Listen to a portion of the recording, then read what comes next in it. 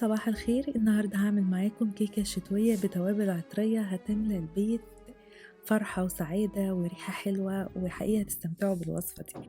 هنحضر المكونات الجافة الأول. معايا كوباية ونص من الدقيق، هحط عليهم رشة ملح ومعلقة كبيرة ونص من توابل القرع أو التوابل الخريف أو التوابل الشتوية زي ما أنا مسمياها، وكمان هحط عليها معلقة صغيرة من البيكنج باودر وهنركنهم على جنب. هنحضر الصينية بتاعتنا، هندهنها من تحت زيت أو سمنة أو زبدة ونرشها بشوية دقيق، وهنستخدم تقريبا 3/4 كوباية من الزبدة السايحة. هنحط عليها كوباية من السكر الأبيض ونص كوباية من السكر البني، ده طبعا اختياري. وهنضيف عليها بقى بيضتين وطبعا معلقة صغيرة من الفانيلا.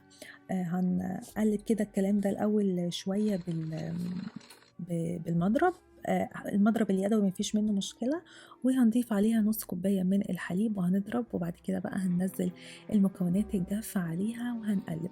القوام بتاعها بيبقى تقيل كده زي ما انتوا شايفين. هنحطها بقى في القالب وهتدخل على فرن مسخنينه مسبقا على درجة حرارة 180 الرف الأوسط.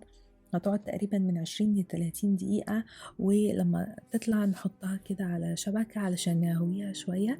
ممكن تزينوها زي ما انتوا عايزين وممكن ما تزينوهاش، كلوها كده، جربوها، واثقة ان هي تعجبكم. هشة جدا من جوه وفلافي وريحتها بجد فظيعة.